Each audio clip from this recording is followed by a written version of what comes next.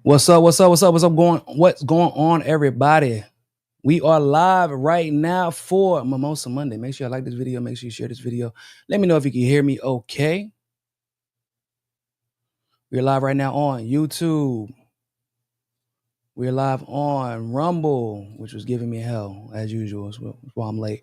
We're live right now on X. And we're live on Rockfin. Do some quick shout outs. We'll get the show on the road. Who's in the chat with me?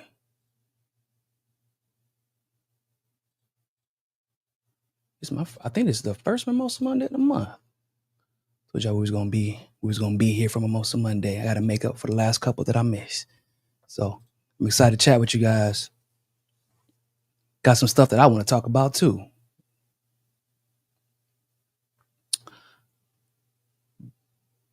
Brandon, what's going on, man? Well, let me share this video. Let me make sure to send it to my Telegram chat. Y'all know I always forget. Shout out to my Telegram peeps.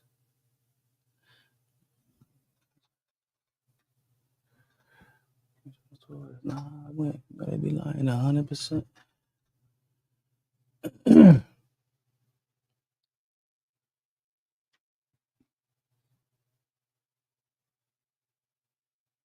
Who we got in the chat? David, what's going on? Ridiculous last few weeks in geopolitics. That is an understatement, for sure.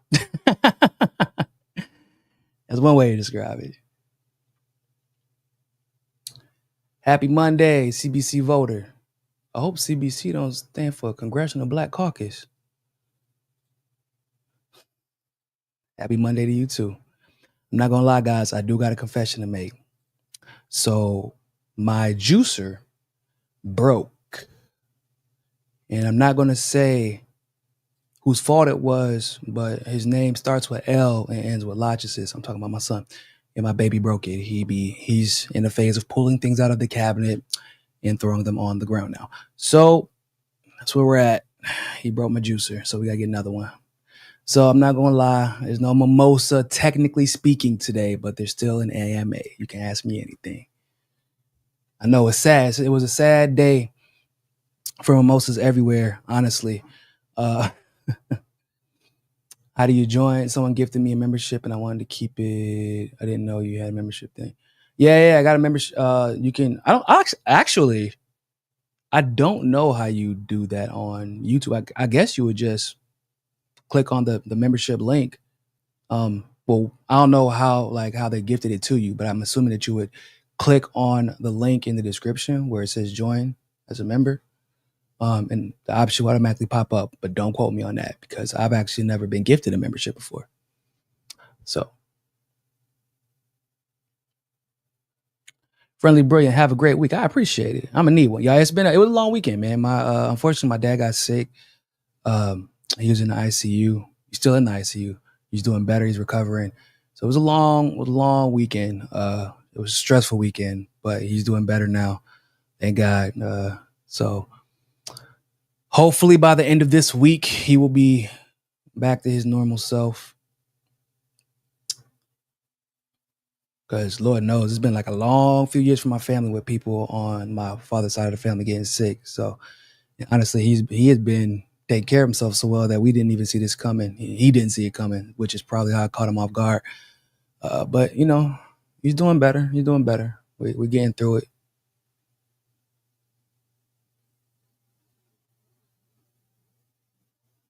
Where do I see the conflict between Ukraine and Russia going within the next year? Woo! I think it's gonna end.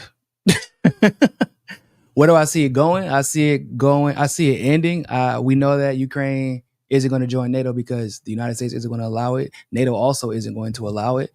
Also, NATO really doesn't want smoke with Russia, not directly, which is why they're raging their little war with Russia through Ukraine because NATO knows they can't actually engage with Russia in a serious fight, like directly, and win, right? Especially because if NATO engages with Russia, then you're setting off a powder keg, right? You're not just going to fight Russia. You're fighting everybody that they're allied with.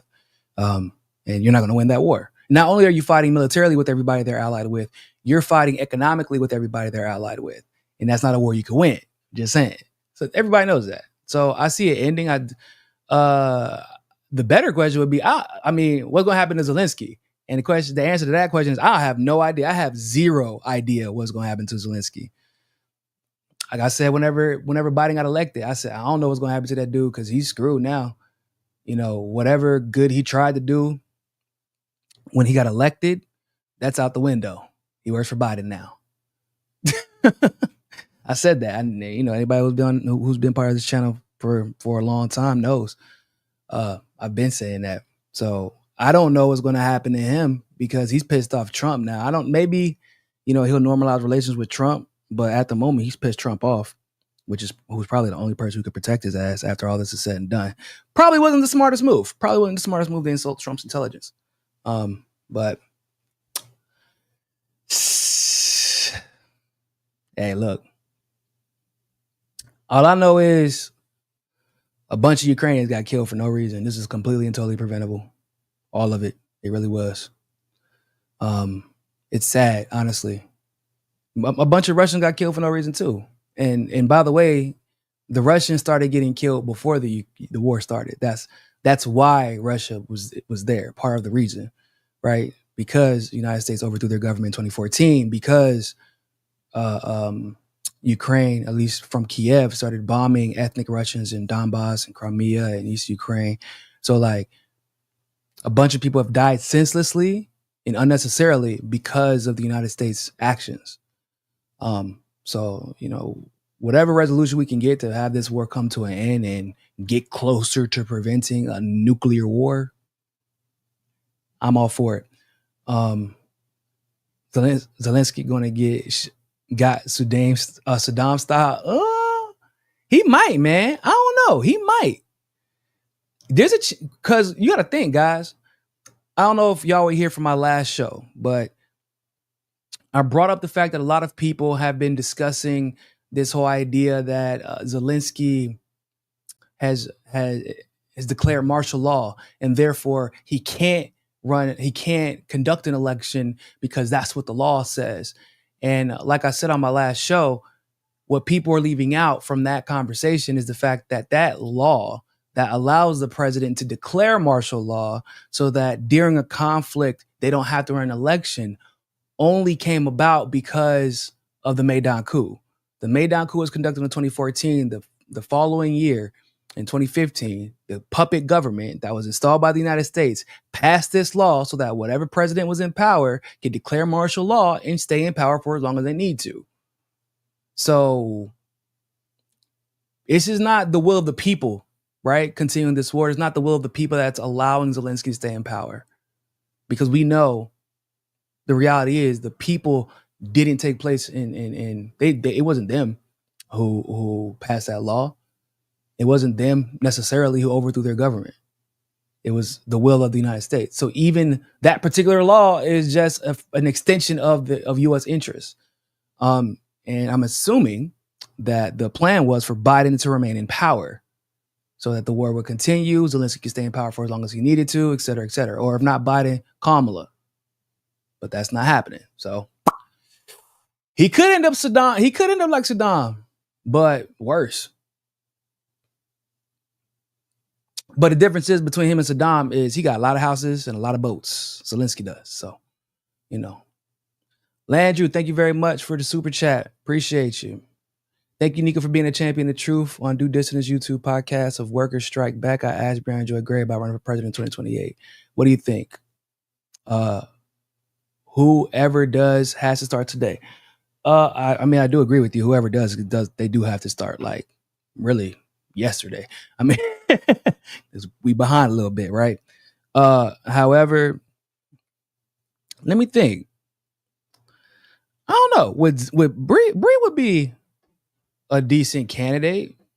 I think that so with Bree, if she knows how to play politics, and I'm not really sure if that's a good or a bad thing. Because I think people are tired of people playing politics, right? I feel like a lot of people feel that way. People are tired of people playing politics. People are tired of people pussyfooting around the issues. And no, it's not like I think that Bree would necessarily betray the movement or anything like that. It's just that you got to be somewhat forthcoming. I feel like we're in this age right now where people are tired of people pussyfooting, and people are tired of the. And I understand why Bree does it for her show, but I'm just giving my just genuine analysis. Bree would have to learn how to not hold back, and I believe that she has the ability to do that. And I believe that she has enough support. Like a lot of people who may even have differences with her that are on the left, like genuine leftists and genuine populist leftists, independent leftists would probably put those differences to the side to support her. But I don't think that Bree would run because Bree understands that at its core, the system is broken. So if she ran, there's only a few outcomes that are likely to happen. And it's not that she couldn't win because it's not possible. It's not that she couldn't win because she's not running with popular policies. It's just that the system will, the reality of the system could kill her, literally, or the system will take her out of the race in one form or another, like they did Bernie, like they've done others in the past. So, because it would depend, like, what party she's going to run for. Is that party on all the ballots necessary? Do they have a consensus that it's okay for her to run as the head of their party, right? Because you're right. If she was to run in 2028, she would have to start building relationships with them, a new party, like yesterday. Because they would want somebody from, that's just how, there's a pecking order when it comes to these type of things. You can't just wake up one day and decide to run for a party if you've never done anything with them. Like that's how politics works. So I don't know.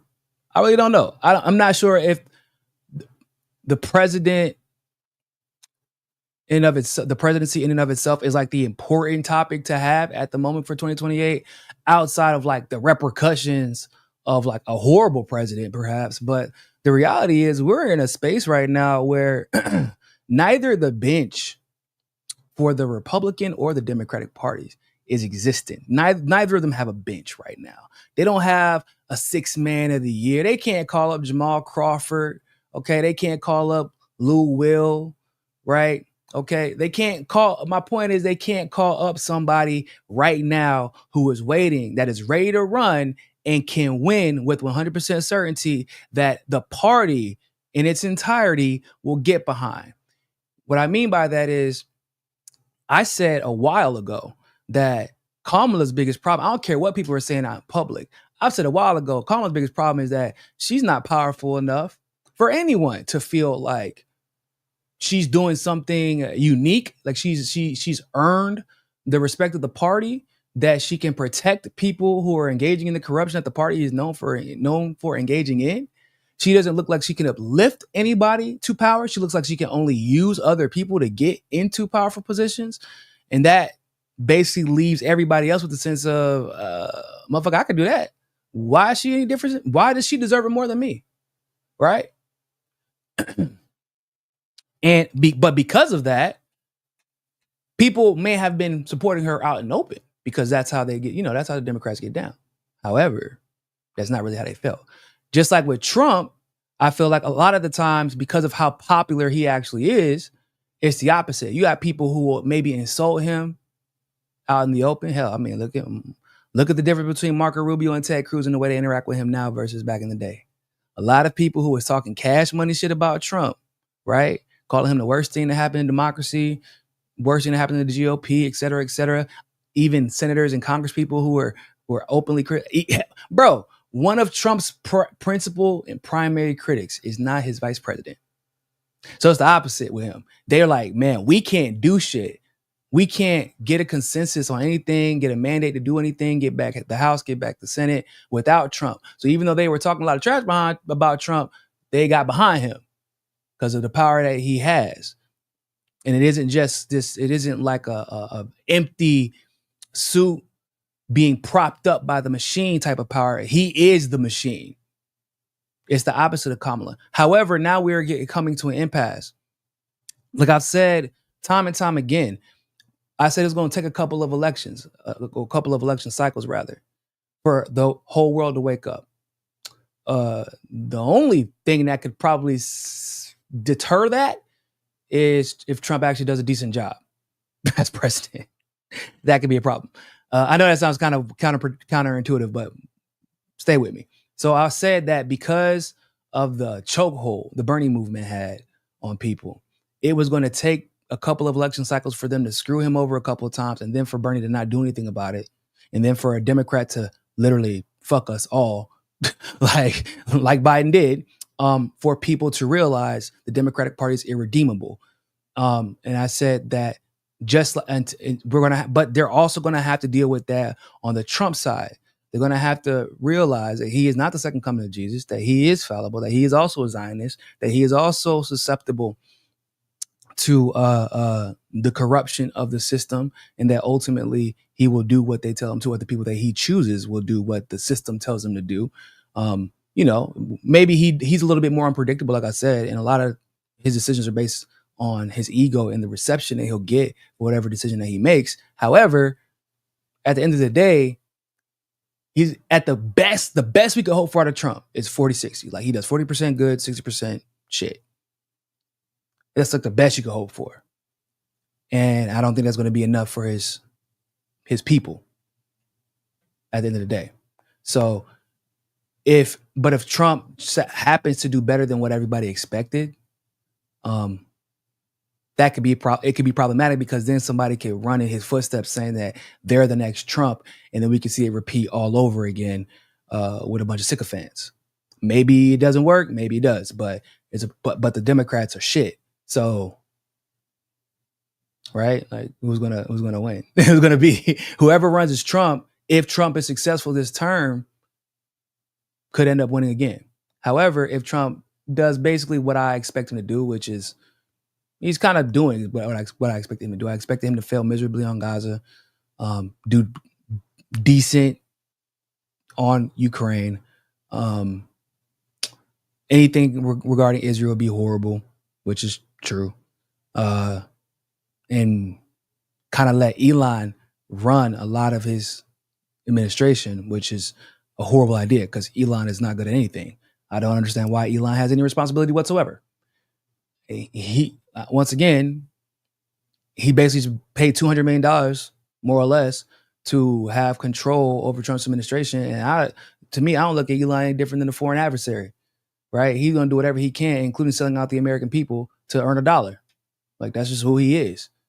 So, I mean, the dude was walking around with goddamn Javier Milei, who just screwed over people for billions of dollars, his own people, for billions. And Elon's trotting around with him like it's all good. So if you're going to let that guy control your administration, let him get access to your data, let this guy who didn't even get confirmed by the Senate, right? A guy who's unaccountable effectively control your administration, it's probably going to fail eventually. In the next couple of years, we're going to see some negative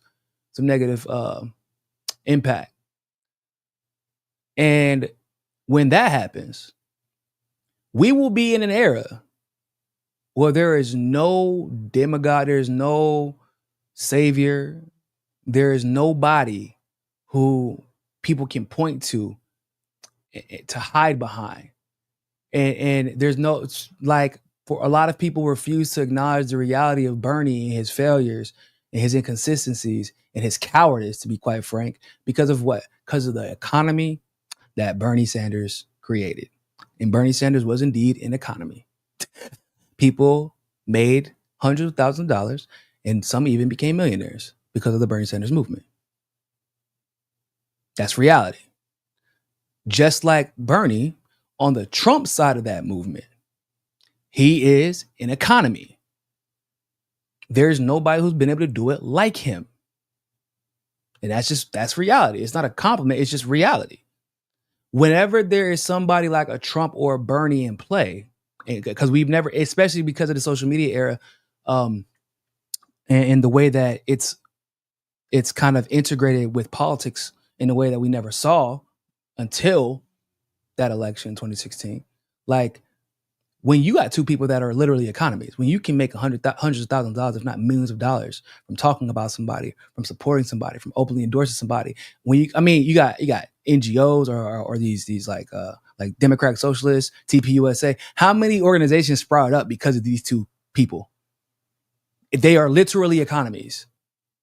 It is very hard for people to be rational and be truthful and honest with themselves about the situation at hand whenever there's so much money to be made. Because that's what happened, unfortunately. So now I feel like we're about to enter into a phase where there is no one to make hundreds of thousands of dollars and millions of dollars. So there's going to be what I like to call, I feel like we're going to be in the truther era.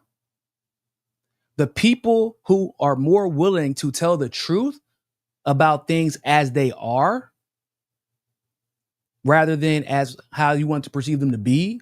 The people who are willing to tell the truth about those who have failed us in the past, rather than uplifting them and pretending as if they were saints, like pretending like FDR was an ally to the working class movement, when in actuality he was not. Not the majority of us anyway. Pretending like Trump was an ally to the working class, when in actuality he is not. Pretending like every president that we've ever had was not a Zionist. Right? People who are willing to tell the truth. Those are the ones who will be popular. Whether or not they're doing it in good faith is a different conversation. However, because the precedent will be set going into whatever election, whether it be 2028 or any election following, there will be a precedent set of, okay, what is the most popular takes? Oh, it takes exposing the system. So the president or the candidates who will run, whether it be for president or other offices, will have to mimic those takes or they will not win. They will not even have a chance to gain the popularity of a Bernie Sanders or a Donald Trump. And at that point, you're leaving everything up to chance, because you will have both sides exposing you. In a sense, like, I feel like part of the reason that that Trump won this time, part of the reason isn't necessarily because of Trump himself, but it's because both sides exposed Joe Biden and Kamala, rightfully so. You had both sides work, like you had a lot of people on the left exposing Trump too, to some degree. However, both sides unquestionably were exposing Kamala and Joe Biden. Next time, there will be no Trump, so both sides will have no, and there's going to be internal fighting to figure out who's going to be the next guy for the Republicans, right? I think we all know that. So they're not going to be on united front like they were. The left and the actual leftist independent media will continue exposing whoever we have to. The right, probably some who want to stay out of it until they figure out who's going to come out on top, are going to be spending an inordinate amount of time exposing people too, exposing neocons. Because I can make an argument that a lot of neocons are not, a lot of populist conservatives do not like neocons, actually. So they're going to be exposing a lot of neocons. So I feel like that is kind of like what we should be looking out for. Like, let's see which candidate is going to start mimicking the environment, because there is not going to be a candidate anymore that is an economy. It's not going to happen. We witnessed a phenomena with Trump and Bernie that we will likely not see again for decades. If we ever see it again. Because social media, social media kind of switched things up. It exposed some stuff, man. You can't repeat a play. You can't keep repeating the same play if it already got exposed, right? We already done game plan for it. We didn't watch film on it. That's why the Kamala situation didn't work. You can't, they tried to run the Kamala situation like they did with Obama. Like, bro, first of all, if you're going to try to make another Obama, you got to do way better than Kamala. You got to do way better than Kamala. Because let's get it. Don't get it to, y'all know how I feel about Obama. Despise that man. But bro, that man was a wizard. He is probably the most charismatic presidential candidate that we have ever seen.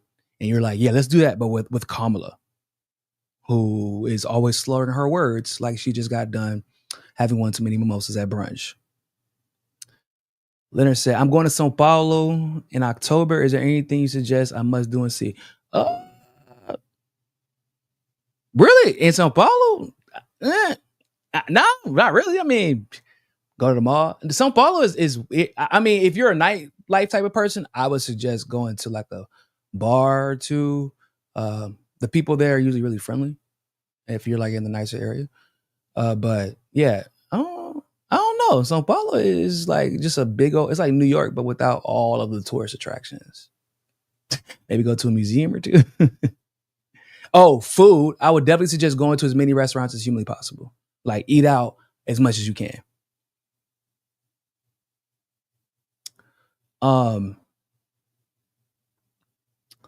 But that's a great question. I don't like I said, I don't know who would be the best presidential candidate as of right now. But I also don't know if that's really the question that we should be asking. Really, we should be asking how would somebody even campaign in 2028? Because it's not going to be the way that everybody's like. It was so much easier for Trump to campaign this time around. He had already done the work, right? I think we all know that. He didn't even have to talk. People would talk for him.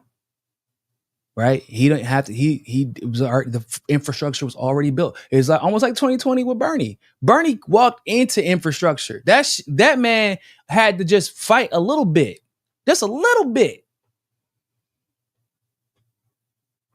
Y'all know what's hilarious? Hold up, real quick. I gotta show you something. Y'all know who Stephen A. Smith is? Stephen A. Smith is the host of First Take. He is a sports, I don't know if you want to call him a sports analyst. That might even be taking it a little bit too far. Because he basically just says whatever he can for entertainment, if I'm being quite frank.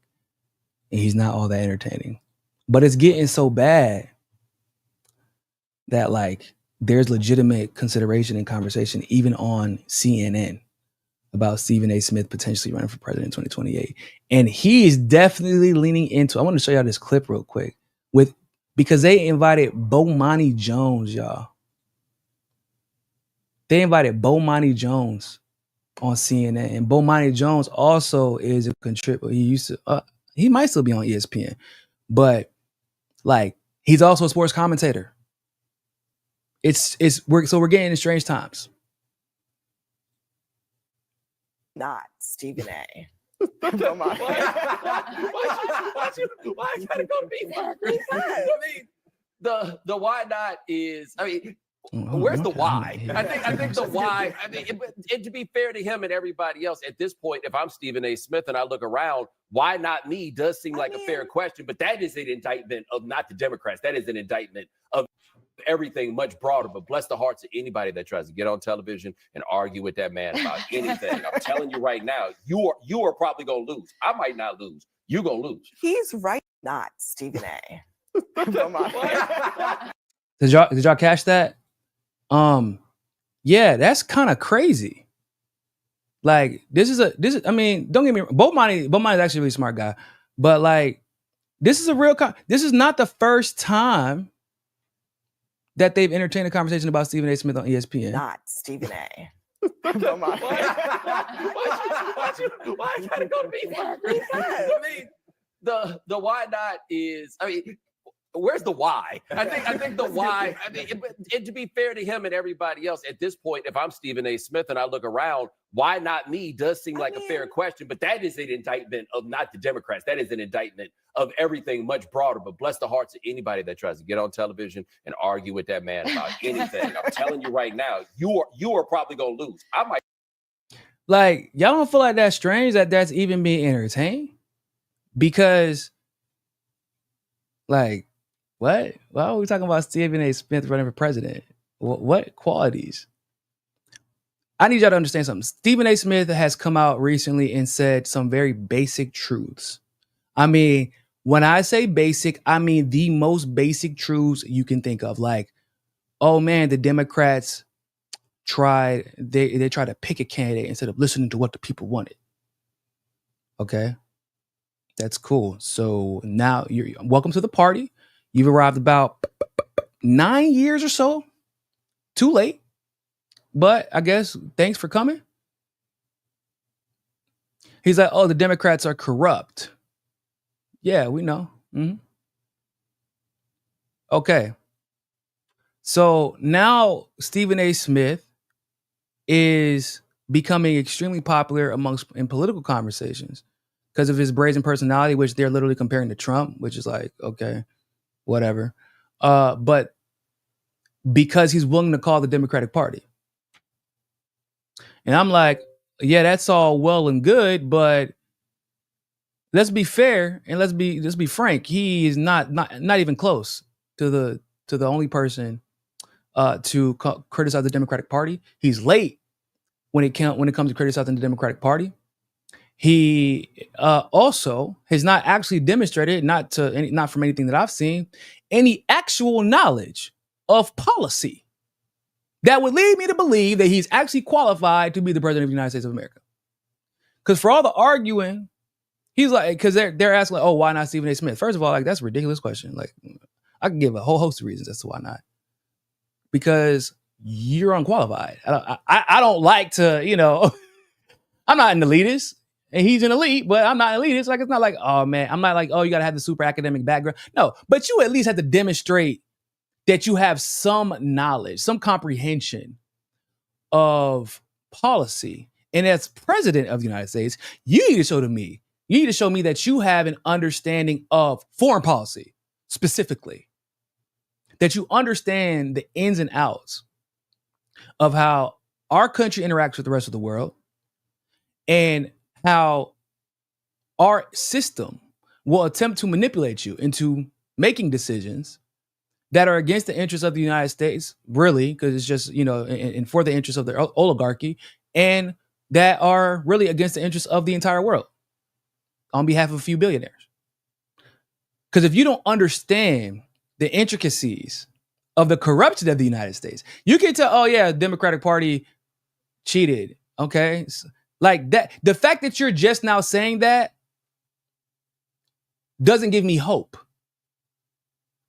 The fact that you're only recently willing to say that because everyone else already knows it doesn't give me hope. And the fact that your criticism of the Democratic Party for the most part somewhat stops there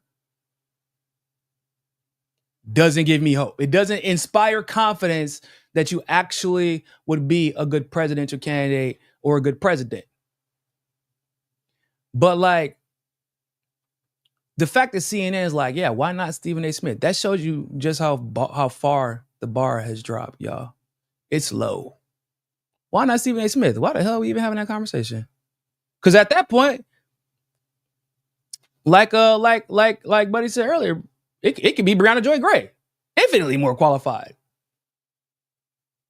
They're like, oh, I wouldn't have. Bomani jokingly said that, I would hate for anybody to argue with him on TV. No, Brianna could.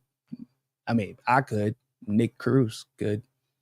Like, there's a lot of us who actually understand politics and aren't just screaming about it. My take on Stephen A. being the president or running for president is my take on his general takes on sports.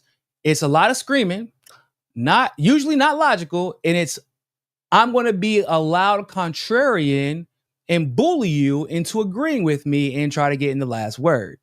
That shit don't really work when you're trying to be president. It kind of worked for Trump, but Trump also had a level of clout that you will very rarely see. And he had Steve Bannon kind of helping him navigate the political waters in 2016. 2020 wasn't like that, but 2020 it was. Or 2020 it wasn't like that. 2024 it wasn't like that. 2016, whenever he won and he won handedly, he had Steve Bannon, who had political experience, helping him communicate populist policies and helping Trump kind of get a finger on the pulse of what America wanted at the time, or at least what they thought they wanted. Stephen A. ain't got none of that. Stephen A. just loud as hell, and it looked like he's going to some of our political channels, and he's quoting shit that he see us say. But like the most shallow analysis you could possibly give about the stuff that we discuss. Like, oh, you cheated Bernie Sanders. Yep, you're late. You're super late about that, my guy. Super late. Would have been nice. Because he's had a show where he's talked about general politics for a while, but it was mostly like Trump sucks, Trump sucks, Trump sucks. Eventually it got to, man, Biden is not the guy. Eventually it got to that. But even for a guy who's tried to dabble in politics, he's not shown me any level of political intuition that leads me to believe that he could actually run against somebody who knows what they're talking about and win. I mean, I want to be as frank as humanly possible. And I'm just keeping it a band as a black man.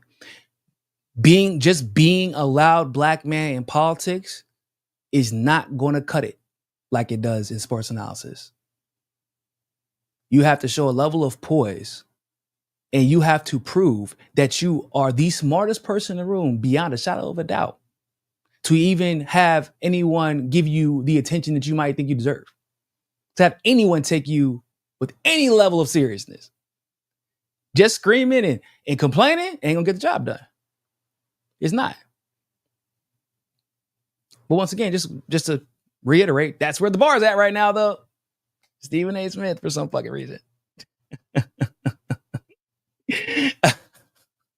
Man, did y'all hear about Joanne Reed? Danny Trujillo, what's going on?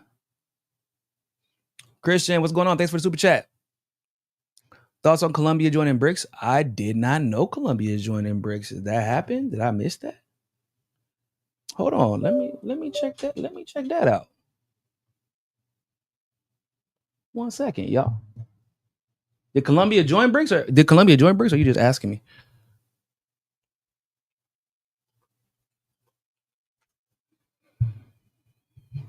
Colombian president states the country wants to join BRICS. Okay. So Colombia is actively pursuing membership in the BRICS group, with President Gustavo Petro expressing a firm intention to join as a full member as soon as possible. Brazil has proposed Colombia as a potential new BRICS member. Colombia, that's crazy. After Lula blocked Maduro from being part of BRICS, he gonna help out Colombia. Yeah, I mean, Colombia got oil, but they don't got Venezuela oil. Colombia plans to submit its formal entry letter into BRICS Bank by mid-November 2024. Okay, so they already started the process. I think that'd be that'd be a victory for sure. I don't really know what Colombia. So with Venezuela, I understand the strategic partnership. I think Colombia would principally benefit from joining BRICS. But I'm not sure like what BRICS necessarily outside of like, yeah, Colombia has oil, they have other resources too. And if you ever had to engage in a military conflict with the United States, Colombia is a strategic place to have an ally, especially if you can't get Venezuela. So, but I don't know, because you just never know. Colombia, one day they have a leftist president, one day the United States is overthrowing them, and it's so much chaos there, bro. I don't know. I feel like it would be an overall W for both parties, but I guess my biggest question would be: does the United States allow it to happen? I don't know, because it isn't like Venezuela. Venezuela, they use their influence. Not they, the United States used their influence over Lula to get him to block Maduro, even though him and Maduro are friends. So I guess I would have to see if Lula even allows it, because Brazil has veto power. And that's why Venezuela is not part of BRICS right now, which is insane to think about. They've been working together forever.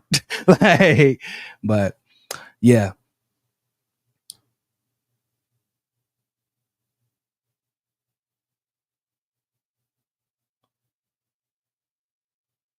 Yeah, the U.S. has been dug in deep in Colombia for a long time. It's hard for me to see them letting Colombia out of their grasp, yo. It's hard. Like, I feel like they would overthrow the president before they let Colombia join BRICS. A stable Colombia. Okay, you have to understand, not just stable Colombia, a stable Colombia, a stable Argentina, and a stable Venezuela is like terrifying to the United States. Now, if you couple all those with the stable Brazil as well, it is overwhelming. The U.S. they wouldn't fade into irrelevancy, but it would be a problem. It would be problematic. As all those narratives start to erode, the narratives that allow the United States to control those nations, that allows the corruption to permeate in those nations, like, it would be problematic.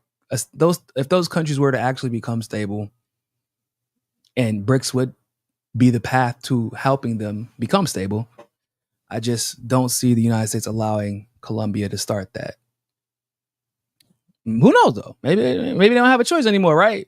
Because Trump really has been on some I'm just trying to stay the fuck out of everybody's business type of stuff lately. He really has been like, did y'all see the I want to say he might have been at CPAC, but somebody was asking him a question at a press conference about the elections in Germany, because, you know, Elon has been like super big on whatever, I can't remember this right-wing candidate's name, but it's a super right-wing candidate, and Elon's like, this election is going to help determine the outcome of the future of the entire world, blah, blah, blah, blah, blah.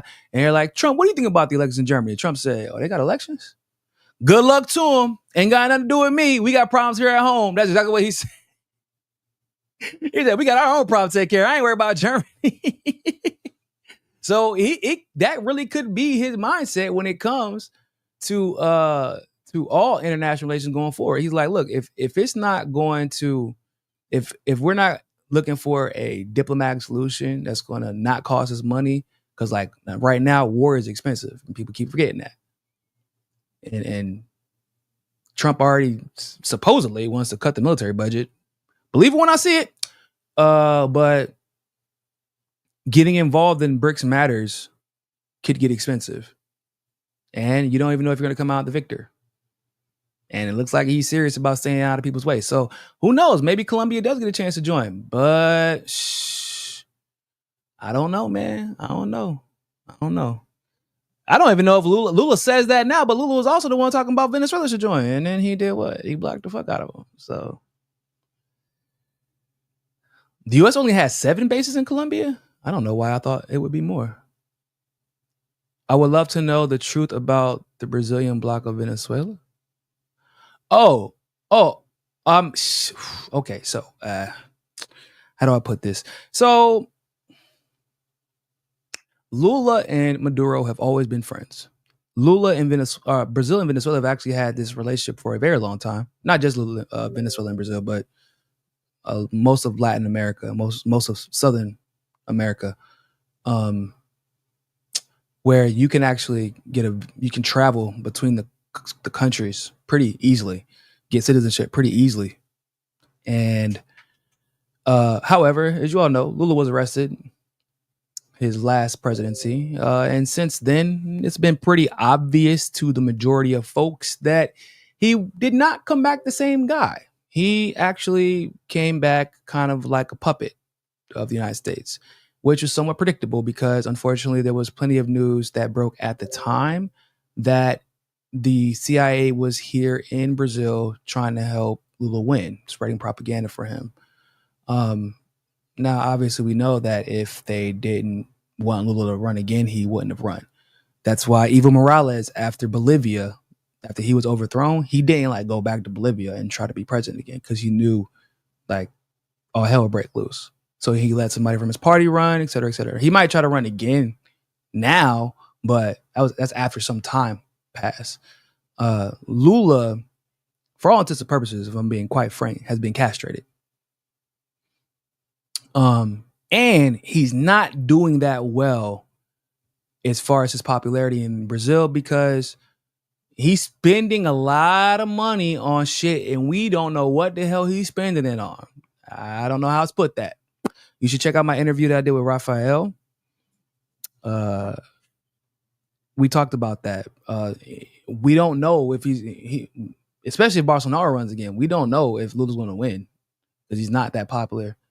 His party isn't even really fucking with him like that. There might be a new party that spins out of this presidency because He ain't what people thought that he was gonna be. So that has led people to believe that the United States has basically been in control of this administration since he's taken power, and that would explain why, out of nowhere, Lula began to question the legitimacy of Maduro's presidency, which he had never done before, and had actually openly criticized the United States for doing in the past. So like that was super strange. Okay, so shortly after that, he blocks Venezuela from joining BRICS. He vetoes it. He kind of takes a punk move. He does it in a punk way. Like he doesn't even go to the BRICS meeting that he where he instructed his representative to block Venezuela. Like it was for him to actually go there, but he didn't actually go and do it. He sent somebody else to do it because he didn't want to confront Maduro personally. Yeah, it was kind of a bitch move. I'm not gonna lie to you. So everything was set, ready for them to go. Everybody assumed that Venezuela would be part of BRICS, and Maduro single-handedly stopped that from happening. So, yeah, basically that's the best way to put it, Christian. Lula shook. He's been shook. And it's, bro, dog, he started buying vaccines and other medications from the United States pharmaceutical industry, and then they've been promoting them all over the television for people to take them in a way that they've never done before.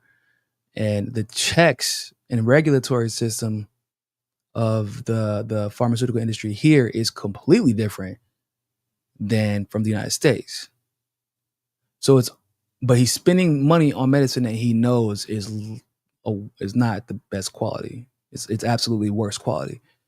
That polio vaccine that I don't know if they still administer it through the mouth in the US, but that same polio vaccine they were doing here. They were administering it through the mouth for kids. They had to take that shit off the shelves because the kids were getting polio symptoms. And you do the research, you're going to find out, oh shit, this polio vaccine was from the US pharmaceutical industry. It wasn't made in Brazil. Who greenlighted this purchase? Oh, Lula's administration. He's even been putting stipulations on people receiving government assistance, like that your kids have to take a certain amount of vaccines or take certain vaccines. If they find out that you don't, they'll stop you from receiving government assistance. So he's actually put a bunch of roadblocks and made life difficult for much of the working class here. He hasn't made life easier. And it sucks to say, but it's a reality situation we're living in right now here in Brazil. And he got a little bit of an ego too. He loves getting on Instagram. I don't know what is up with his thing with Instagram Live. He just loves being on some fucking Instagram. He just loves it's like Lula loves to hear himself talk. I ain't gonna lie to you guys. It's kind of weird. Has Niko spoken about Zio Pigman, Bolsonaro, and 33 military coup plotters going to trial for 2022? Are you talking about the people that are going to trial for that stuff during the election? Yeah, I mean, it's kind of like that, like our January 6th. I don't really take it that seriously. I'm not gonna lie to you. I don't really take it that seriously. But also the Brazilian justice system is so corrupt. Oh, damn near don't take anything they do that seriously. It's like our justice system when it comes to challenging anybody with actual power. They're going to try to take you to trial for any and everything except for the actual corruption that you participated in.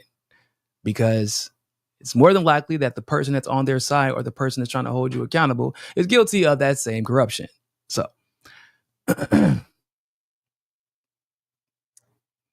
Bolsonaro mercenaries were caught invading Venezuela in 2019. I believe that.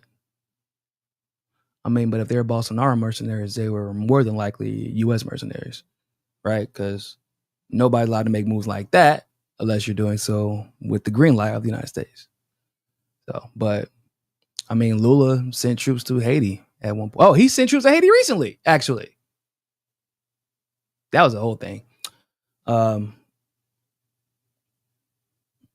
y'all see these damn comments from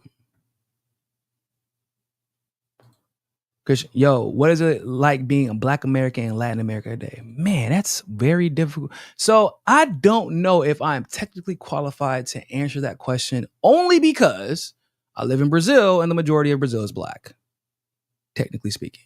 And specifically, I live in Rio, which is a whole different thing. So, like, I don't. So I will say I can speak from my experience in Rio. Being Black in Rio is cool as shit. I love being Black in Rio. Like, it's part of the reason I moved to Brazil is because being a Black American in Brazil is like cool. People, everybody loves you. Everybody likes to talk to you. They want to know about your experiences. Um, uh, especially if you can actually speak Portuguese, because it's rare for Black Americans. It's very, very rare for Black Americans to be able to speak Portuguese. It's highly more likely that they'll be able to speak Spanish, because obviously all of us have to learn Spanish at some point. You know, some semblance of Spanish at some point because of our education system, and we have more Spanish speakers in the U.S. But for a Black American to be able to speak Portuguese is very rare. So it's dope. I love it. I can't speak for every person's experience, and I damn sure can't speak for the majority of Latin America, but even my Black friends who've been to Colombia, they love Colombia. They said they got a lot of love out there, because it's like the Colombian who lives in Colombia for the most part is way different than the Colombia that you'll find like in a mall in Miami, kind of like Venezuela. So even Brazilians, like the Brazilians that you would traditionally meet in the US, they're not like the Brazilians you'll meet in Brazil. Completely different personalities.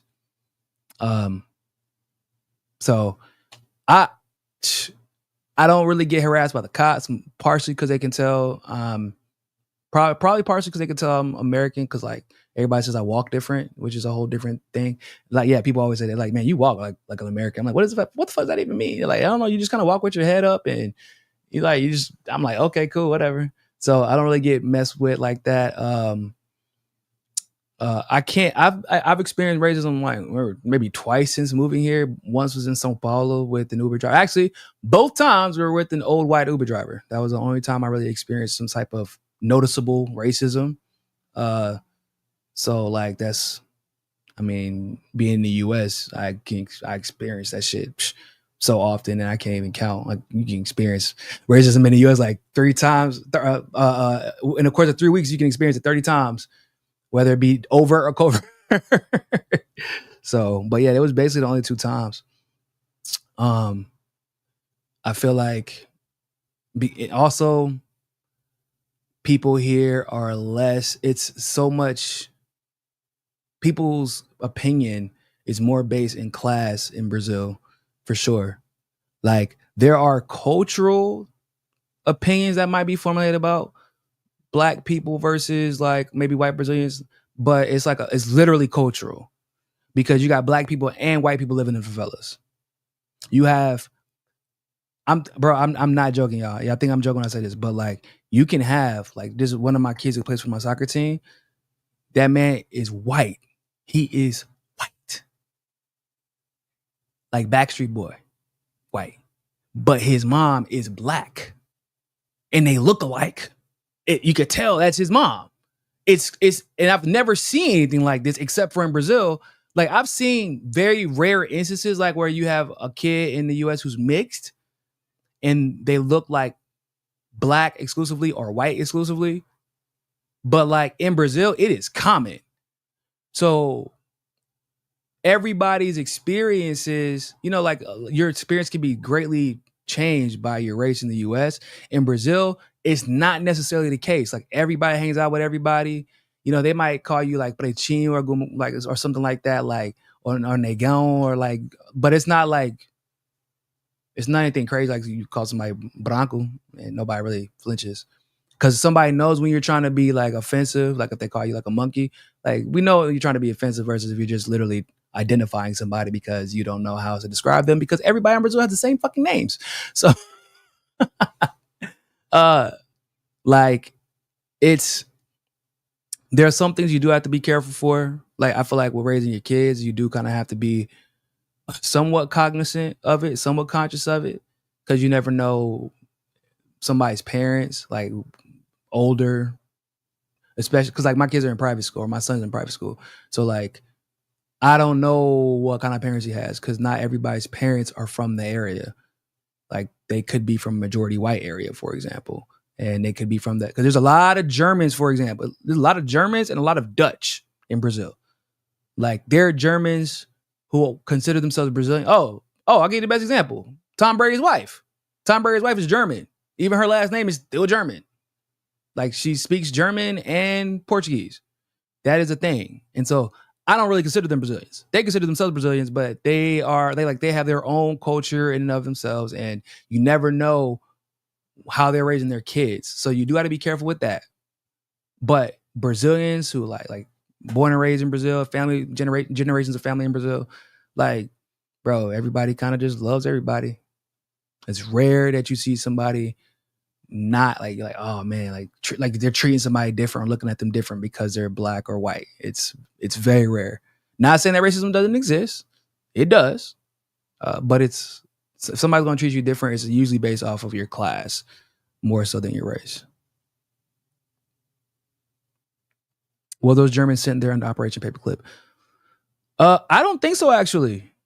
I think the Germans that are here, they came with the Dutch. Like there are a few. I mean, so there's like a big population of Germans, big population of Dutch because of the Dutch Empire, and then I think they live in the Northeast mostly. And then there's a big population of Koreans. There's a huge population of Japanese, which I think that is from that whole situation with the Japanese Empire where they were running and they ran to Peru and Brazil. And then there's a huge huge population of Chinese as well. So like, I don't think that was an Operation Paperclip thing. But there's also a huge population of British people here specifically, which is a whole different thing. I don't know what it is about British people, but they love them some. Like, I'm laughing because I'm like, so y'all telling me y'all decided to go to South Africa, like in Brazil? Those are your places. Those in India, like. I feel like British people got like a little thing going on for the brown, right? I feel like they're a little bit more down with the brown than what they care to admit. Because why y'all always end up going to places where it's like a bunch of dark people? Whether it be for your motives are different depending on who the person is, but it's kind of strange. It's a little bit strange that y'all always end up in a place with a little bit of flavor in their food, if you catch my drift. So.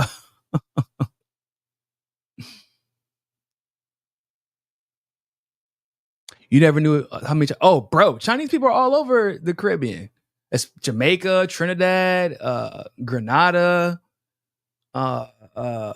even in not Haiti. Oh, maybe Haiti. I don't know, but oh my God, I forgot. Oh, Barbados. Like there's a bunch of bro.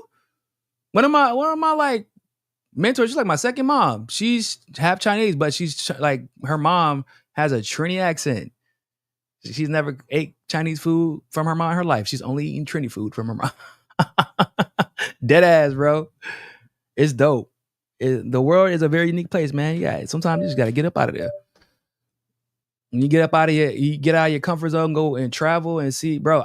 Y'all know. So my ex-girlfriend was Korean Brazilian, but nobody knew she was Brazilian. Nobody knew because her dad was a pastor of a church and her dad was a pastor of a Korean church. So it was like randomly, I think I heard her speak to her, but she had been living in Fayetteville at that time for years, but nobody spoke Portuguese. So her first language was Korean, her second language was Portuguese, and her third language was English. But she didn't have a Portuguese accent. She did speak with a little bit of an accent in English. It was Korean, but that's because she was always speaking to her mom in Korean, her dad in Korean.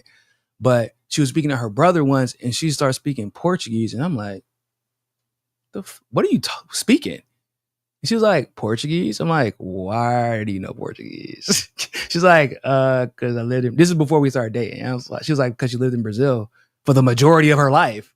Basically, since she was like 2 or some shit like that, until she moved to the US.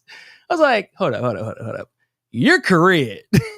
What are you doing in Brazil? She's like, there's a bunch of Koreans in Brazil, actually, in Sao Paulo specifically. I was like, You're trying to tell me that you speak Portuguese fluently. She's like, yeah, it's actually the language I prefer to speak in. It's just that nobody here speaks it. Bruh. Yes, I do. I speak Korean, but not as much as I used to. But yeah, I speak Korean. But yeah, that was crazy. And it's just what she tells me, like she's speaking to me in Portuguese. I'm like, this is nuts. I'm like not even processing. Well, because she'll talk to her brother in Portuguese because her brother doesn't speak Korean. Like he understands it because his mom doesn't speak English. She understands a little bit, but she understands Portuguese more because she lived in Brazil longer than she lived in America at that time. So she's speaking Portuguese to her brother, and then when her mom talks to her in response, she switches to Korean. And they're like, well, turn around and speak in English. I'm like, yo, that is nuts. That is crazy. But she was like, oh no, it's actually that's the norm for a lot of Korean Brazilians. So I was like, yo, that's the more you know. The more you know.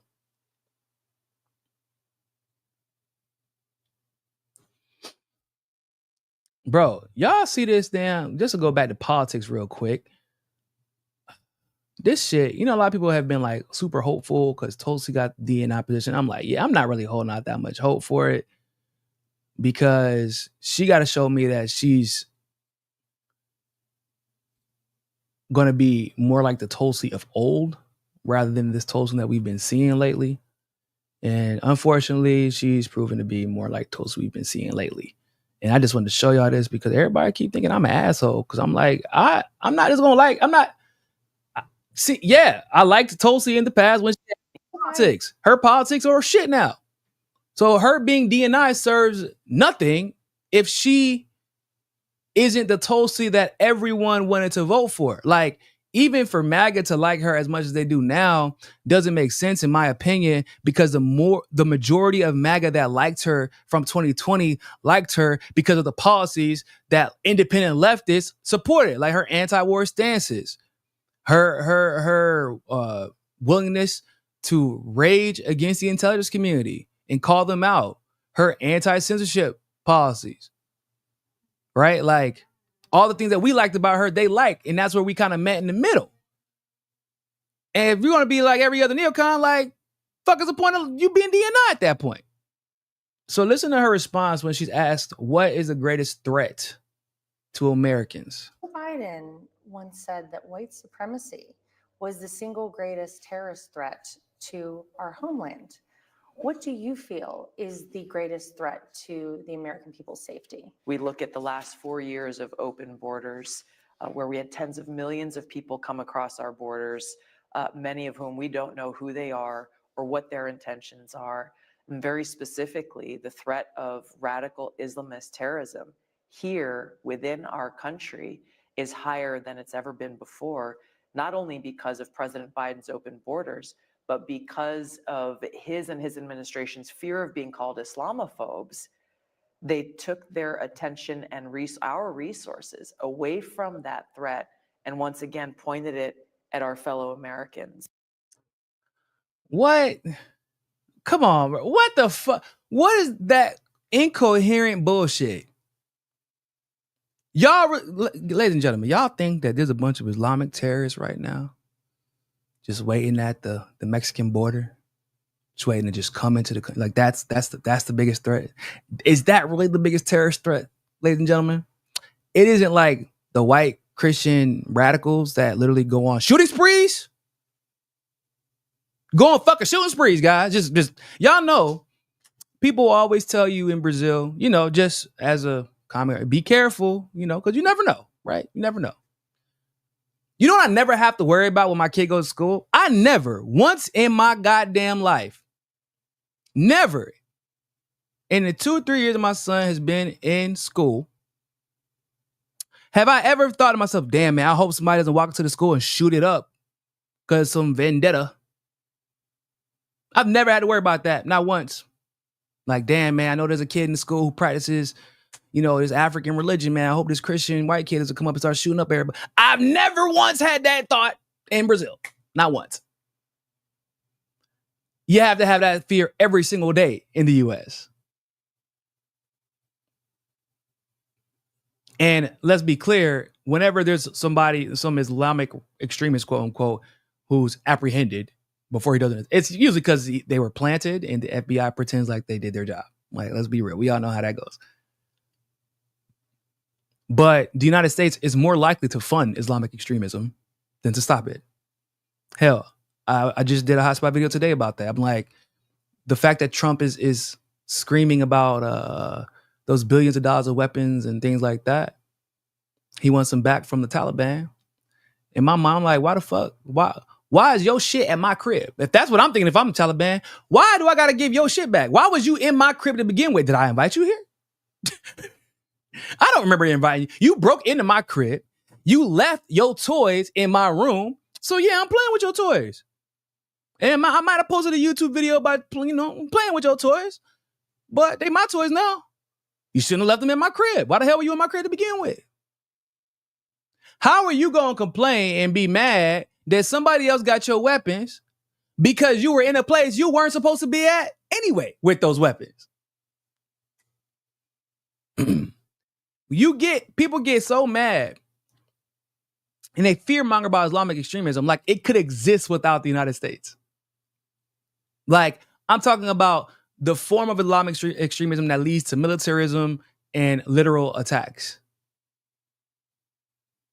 It literally would not, y'all know, actual Islamic extremism was literally invented by the United States. I'm not joking. That is not hyperbole. It was literally invented by the United States. And then we sent extremists into countries where we didn't want to fight directly or engage directly with the enemy. So they do our dirty work for us. That's facts. You're like, oh man, open borders, Muslim, Islamic. What the? Come on, bro. Really? This is why it's like, how am I going to be hopeful for this? How am I going to be hopeful for this? Because to me, it seems like you're ready to go to war with whatever. You're ready to believe with whatever intelligence you get about whoever, as long as they label that person an Islamic extremist. That's what it sounds like to me. That's the same excuses they use to wage war and send troops and overthrow governments in a lot of these countries. How did they think about how they overthrew Assad? Why do we even have troops in Syria? Because they said that we were there fighting the Islamic extremists, supposedly the same enemy that Assad himself was fighting, supposedly. But somehow those Islamic extremists end up trying to achieve the same goals that the United States was trying to achieve. And then, oh, what a surprise, somebody from one of those terrorist organizations ends up in charge. And the U.S. doesn't try to overthrow that person. Not the actual Islamic extremists. They overthrow the person who's trying to fight the Islamic extremists. And Tulsi, by the way, has had nothing to say about that. Like, if you're so upset about Islamic extremists and the threat that they present to the United States, why haven't you talked about the fact that we have an Islamic extremist as the president of Syria that we're just letting slide as he lets Israel literally rape them for all their resources? Set up military bases, rob them, kill them. Why Tulsi hasn't said anything about that? I can't deal with this shit. Like, it's so beyond all of it. Like, other than the fact that it exposes her personal bias against Muslims, I already understand the whole Hindu-Muslim beef. I got it. Whatever. That's still not when you know better, that's no longer an excuse. But like, this is just intellectually lazy, bro. Why does Marco Rubio sound more coherent on foreign policy and international relations than Tulsi does? When the reason that you're even in this position is because everybody had admired you for the way you approach international politics and diplomacy. And you out here talking some biggest threat, the biggest terrorist threat is their Biden administration was scared to be called Islamophobic. What? The Biden administration was scared to be called Islamophobic. That is your take, guys? Come on, bro. That's your take? Okay, hold on real quick. The same administration that literally funded the genocide of an entire group of people, majority Muslim, they're scared to be called Islamophobic. Really? Really? Come on, bruh. It's like, nah, you're an Islamophobe. Oh, like Christian said, yeah. You're an Islamophobe. And you don't fear being called an Islamophobe because, well, you're actually an Islamophobe. You embrace that shit. You don't mind it. And people were like, well, no, she's just talking about the extremists. Like, but damn, you're always talking about the Muslim extremists, but you're never talking about, especially in this particular case, when we're talking about a threat to the American people, terrorist threats to the American people, ladies and gentlemen, who have terrorized more Americans in the United States than white Christians. And okay, if that's the case, why haven't you brought that up? It's the fact that you always focus on this particular group. And you never bring up the other group. Hell, I would even be able to entertain an argument that says there is a chance that Islamic extremists could penetrate the United States borders and wreak havoc because of the actions that are taking place by the United States and the way that we've propped them up and financed them and funded them and have given them cover in order for them to do our bidding. There could be a negative impact that happens because of that is felt by the American people. I would buy that argument.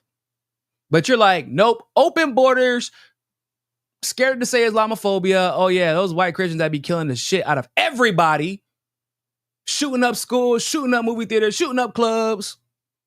Yeah, we're going to just not even mention them. Come on, bro. That's why I can't have no faith. Like, I know people want to have faith in her.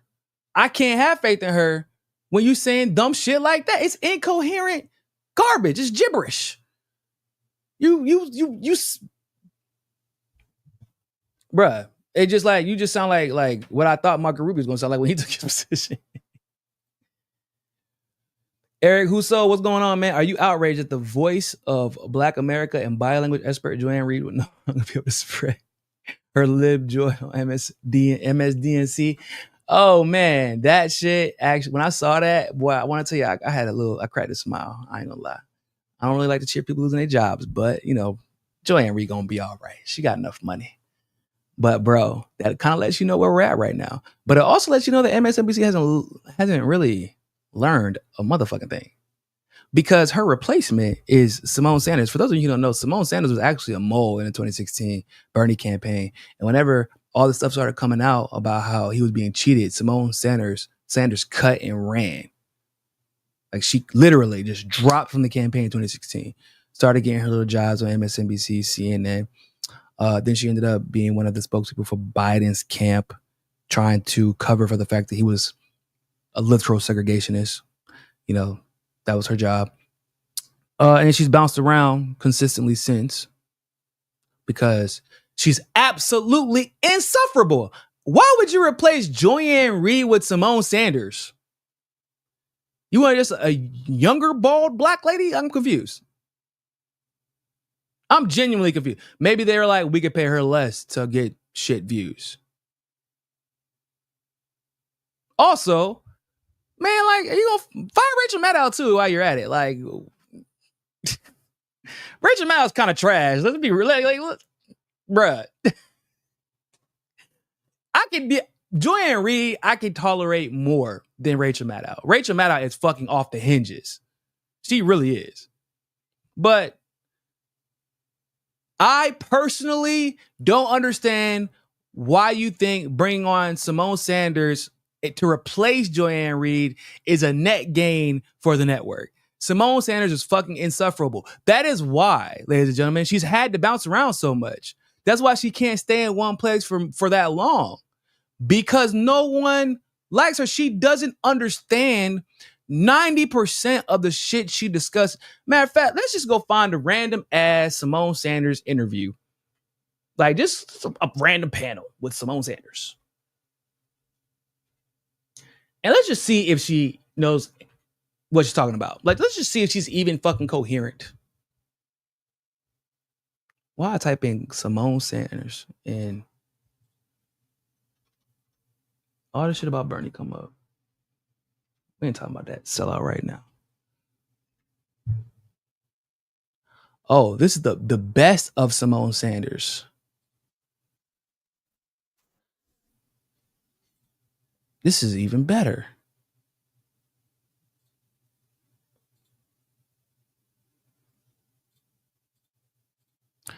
I've never seen this video, so we're just gonna watch this together, and we're gonna judge together.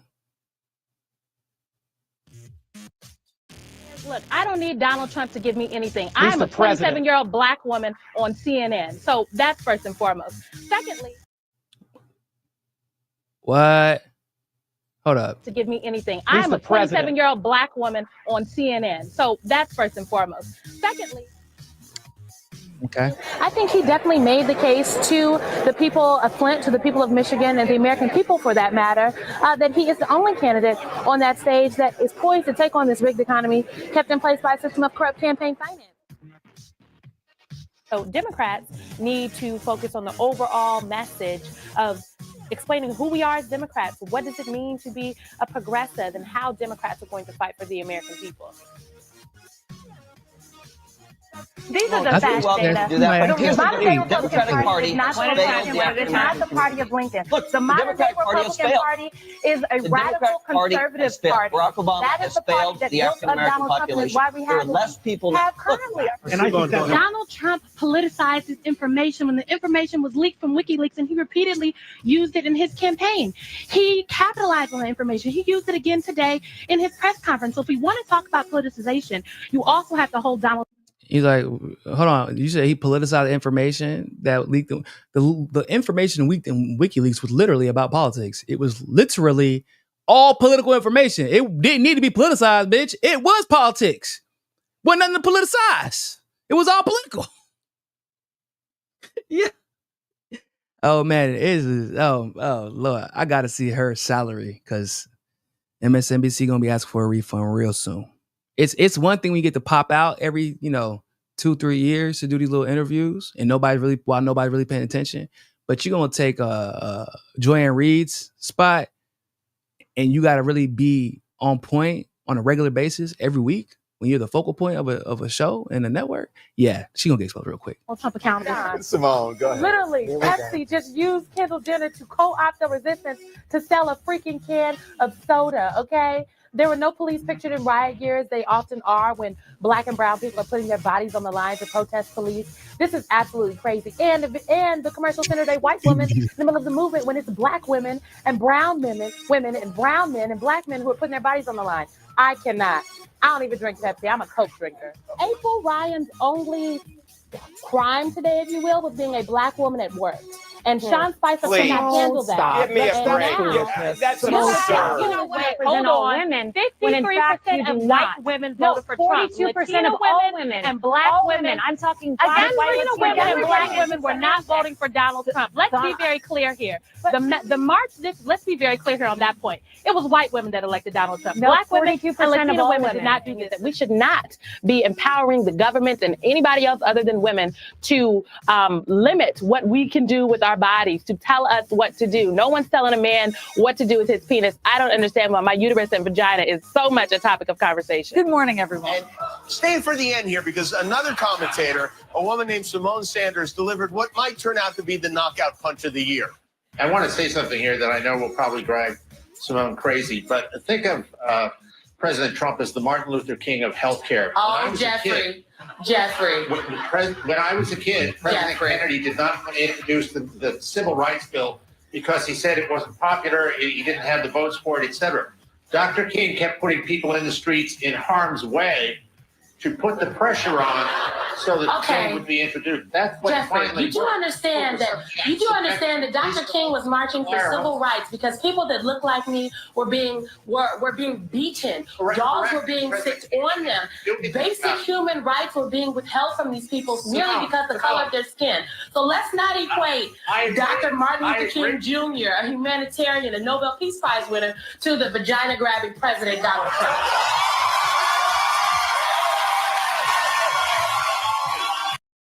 I mean, that wasn't all that impressive. That was a dumbass remark by a dumbass motherfucker. I don't know, like who. He said that specifically to trigger her. I'm just saying, like, I wouldn't even. I'm just like, I would just. We're going to move on. That's all I would have said. I'm like, we're not going to do this, my guy. How can you going to be the Martin Luther King of healthcare? That doesn't even make any sense. But like, they're trying to celebrate this. This is the highlights of these are the highlights of Simone Sanders. Everybody, okay, let's try to get through this. This is the vagina-grabbing president, Donald Trump. If he ever gets a statue, I'd like to see that engraved on the base. Nicely done, Simone. Book them. Yeah, there you go. Come over here. And that kind of looks like I wanted to circle back to you. We obviously have y'all ever seen a viral video of Simone Sanders? Like, oh, here we go. Here's something. Okay, so where there is Vance, there are tapes. Okay, so where there is Vance, there are tapes. This is yet another recording of Republican vice presidential nominee J.D. Vance disparaging women without children. In resurfaced remarks from his 2021 senatorial campaign, Vance criticized the head of the American Federation of Teachers, Randy Weingarten, for leading the organization without children. Let's hear what she has to say. Yeah. Here it all sounds kind of bonkers in 1950s, and it kind of reflects a world view of J.D. Vance's. But how much damage do you think it's actually doing to the Trump-Vance ticket?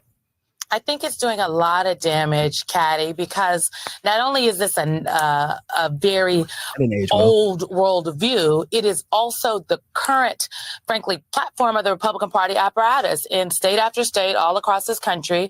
There are Republican lawmakers, state legislative folks, who have put bills on the floor that require women to get permission from their husband if they would like to get an abortion. There was a bill in Missouri that I believe passed that said a woman who wanted a divorce couldn't get one if she was pregnant. Like I don't know what the obsession is with the current Republican Party apparatus with women's reproductive, not even care, but just the ability to have children or not, and whether they would like to do so or not. But it seems to be a focal point. And it's just, he's disparaging a large swath of people. And let me just say, as a person who has not birthed a child from my womb, I take grave offense to these comments as though because you don't have a child that you had yourself, and I don't know what children J.D. Vance himself has had. It's my understanding his wife had the children, but there we go. That you don't have a stake in the game here in America. That's just, it is weird. It is weird and it is concerning. And this all goes back to, this is why vetting is important. And I recently spoke to Eric Holder, former AG, who did the vetting for the Harris-Walz campaign. And I asked him, I said, are you sure you got everything? Because look at what these videos coming out with J.D. Vance. And he said he watched a lot of YouTube videos and he thinks he got it all, but you can never be sure. And I have to wonder, what was the vetting for J.D. Vance? Because this is simply insane. And we're seeing. Wow. So this was a recent video. MSNBC is in trouble. They are in trouble. If they, like, at least Joanne Reed can put together a coherent sentence. At least she can formulate thoughts. Usually I don't agree with the thoughts, but at least she can formulate them. Like, if Joanne Reed really wants to, she can put together a coherent argument, right? Like, at least that, right? But this is not, I don't know what the fuck Simone Sanders be talking about. If you let her talk for more than 1 minute at a time, you are left more clueless at the end of her statement than you were at the beginning of the statement. There is nothing that leads me to believe that they must be getting a discount. They must be trying to save money because probably you can make an argument that maybe Joanne Reed's contract was coming up. Maybe something like that happened. And that's why they were going in this direction. Like, we can't afford to pay you no more. We're going to get somebody who, we're going to go to Walmart, get Walmart brand Joanne Reed. Oh, Jesus Christ. Andrea, thank you very much for becoming a YouTube member. Appreciate you. Eric said that Joanne Reed's Kyle Kalinske hairdo was the last straw. She had to go. Man, but she's been rocking that thing for a little minute, though, ain't she? She's been rocking that little dude for a minute. It should have been, there's a lot of things that should have been the last straw. Maybe the way, like, how bad the wig was the ultimate straw. I think that had to be the last one. Because that shit was bad. Wanda USA, I changed my name so you don't recognize me, but you and I bonded over our support of Tulsi. She slit both our throats. That's for damn sure. That's for damn sure. And Simone lineage FB. I don't know. I think she's born in Nebraska. Both her parents are academics. She got famous because of some speech she gave at one point from the Black Lives Matter movement. Bernie brought her into the campaign, and she's been cashing out ever since, after she was basically just being a mole for the Democratic Party.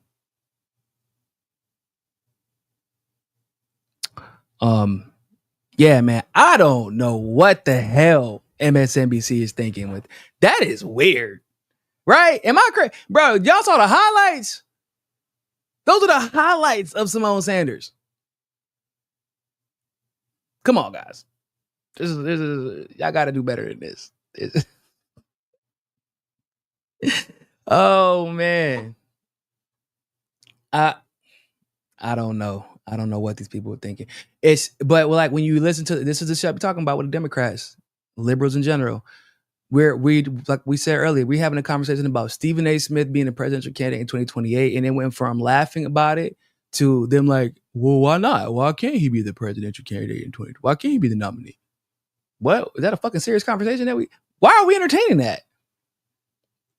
It should not be entertained. Why are we but we have to now because they're entertaining it. So now it's a real possibility.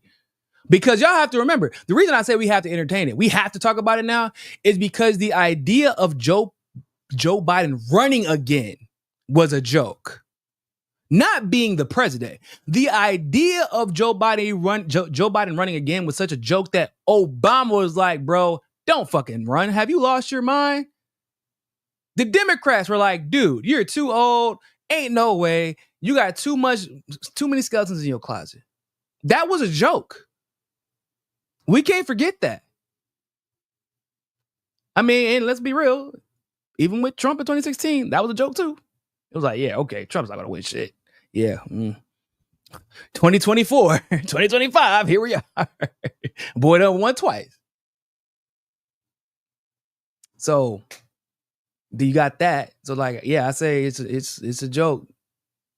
It was a joke at first, but now because CNN and other groups and other liberal talking heads are entertaining it, it's a real possibility because they're the ones who honestly end up selecting who ends up being a nominee anyway, right? If we're being honest, or at least they're the ones who project on behalf of their donors, the elites who prop up their network.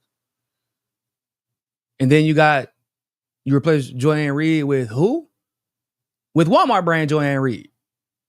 Like that doesn't fix any of your problems. That's not going to bring in. Like if they were smart, bro, if they were truly smart, they would go up to, if you want to keep up this brand of like, I got to have a black woman. I want to have that. I want to have that, grab that audience. Like you would go to Bree or maybe even Sabby and just, hey man, 20 million. We're going to give you 20 million over 5 years. And we're going to let you say what you want to. We're going to just try it. Even if they don't really do it, like just try it. That would have been smarter because they're going to get you numbers. Bree and Sebi both have proven to get numbers. But you went with Simone Sanders. Bro, it's hard for Simone Sanders to get 7,000 views on the mainstream media fucking platform. And y'all like, let's give her a fucking show. And Joanne Reed, at least Joanne Reed on social media can pull numbers. But you know what? There's a possibility, if I'm being completely honest with you guys, there is a possibility that Joanne Reed got removed because of, at the time, her willingness to challenge Joe Biden and his administration on the Palestine issue. She might be getting punished for that right now. And it might have been we have to wait till her contract ends before we can actually punish her for that. But y'all do remember there was that weird period. And she admitted that she didn't like Biden for a while. She was like, yeah, I didn't like Biden nor Hillary. Yeah, y'all remember we already had that conversation. So she already didn't like Biden. She already didn't like Hillary. But so the fact that she didn't like Biden and the fact that she actually was against she was against the genocide. Like, I think and she got a little bit too bold. She was even on TikTok. Y'all remember when she was out there with no makeup on? It was a rough sight. It was a rough sight indeed. But she was out there with no makeup on TikTok, posting videos about what was going on in Palestine. I'm like, oh, okay, surprising, but I'll allow it. But it looks like MSNBC did not. And Simone Sanders doesn't really give that much of a shit about what's going on in Palestine. So that actually could be what is happening. It could be retroactive retribution for what Joanne Reed said when she was calling attention to Biden's problems and the way he handled Palestine. And she was doing so pretty consistently, actually. I mean, y'all. Okay, so think about it like this. Y'all remember when Mehdi Hassan? Yeah, everybody forget Mehdi Hassan used to work at MSNBC. That man was booted out because they were like, man, yeah, your name and you Muslim and you probably gonna automatically side with Palestine, even though he didn't really do some substantively. We all know that, but he brought enough attention. Right? He called out. They didn't even give Mehdi Hassan or any of the other Arab Muslim colleagues a chance. They fired them motherfuckers out the gate.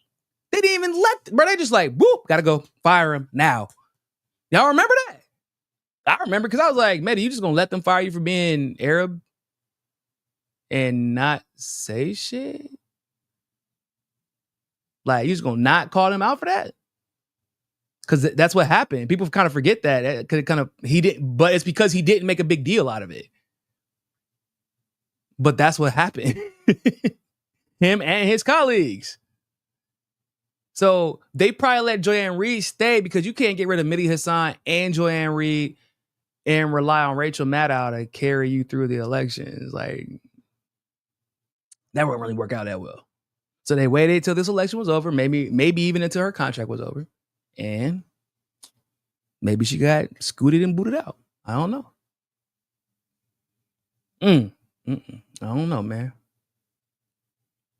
Genocide Circus. Thank you very much for the super chat. Gavin is going to be the nominee if he lays low for the next few years after those fires. Yeah, I was going to say, them fires did not help his case, dog. He going to have to lay low for real. You have to lay low. He's going to have to shut up. And I would even maybe suggest like not being the governor of California. Because the longer he is the governor of California, the longer he is susceptible to being held accountable for all the problems that happen there. And California is just a problematic ass state, right? Yeah, a lot of it's probably because of him. But you know what I'm saying? Like there's almost nothing you can do to fix that state at the moment. That state is, they're fucked. Listen, do not like California. Would never live there in my life. I feel bad for people who live there. My dad's like, my family's trying to get up out of there because it's crazy in California. For those of you who live there, y'all know exactly what I'm talking about. And there's nothing that Gavin Newsom can do in the next 3 years. Really the next 2, because if he started running, it would be within the next 2 years. There's nothing that he could do to fix the problems that California has. So it's better to just separate yourself from them and start talking about how you would fix the problems of America, if that's what you want to do. But like you said, that for him to have a chance to win would require him to lay low. But there are people who talk about Gavin Newsom like, kind of like Kamala, like, bro, we don't even know if he will win his own state. And people were like, well, no, because Kamala won the Senate and she won the attorney general position, et cetera, et cetera. I'm like, yeah, but that shit ain't really the same thing, yo. It ain't really the same thing. It's not the same. Because people start digging deeper into figuring out exactly how you contributed to the problems of your state. As weird as it sounds, less people pay attention to what you do as a governor until you're running for a higher office. And then everybody starts paying attention to exactly what you did as governor. It wouldn't be any different with Gavin Newsom. All that shit would start coming out. So, with that being said, ladies and gentlemen, thank you all so much for tuning into this live stream segment of For the People podcast for Mimosa Monday. Next Monday, I promise y'all, I'm going to have my mimosas. I'm going to have my mimosa on deck. It was, like I said, my son, he RP to my juicer. Almost burned his butt up for that because he just been on. Boy, he's been on one lately. Y'all should see the way that we walked past his dog today. So my baby, I'm worried, y'all. I'm a little scared because he not scared of nothing. And like, it's beyond not being scared of anything. This is the second time he's walked past the dog and the dog starts barking. And we're like, oh, let me hold him so he don't freak out. You know, I'm scared he's going to start crying. This man looks at the dog and he realizes the dog is like locked up, like tied up. He goes,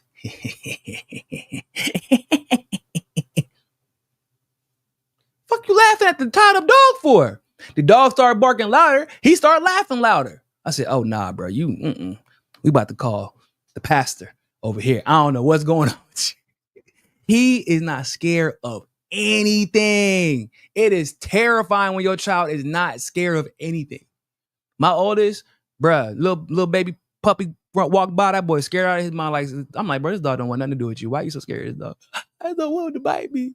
That boy ran around the whole soccer field the other day because he was trying to get away from this damn little ass dog who was just looking for a bone from the barbecue to chew on. His dog don't want nothing from nobody. The dog only can walk on 3 legs, one of his legs, bro. And my oldest is running away, and my baby is trying to beat the dog.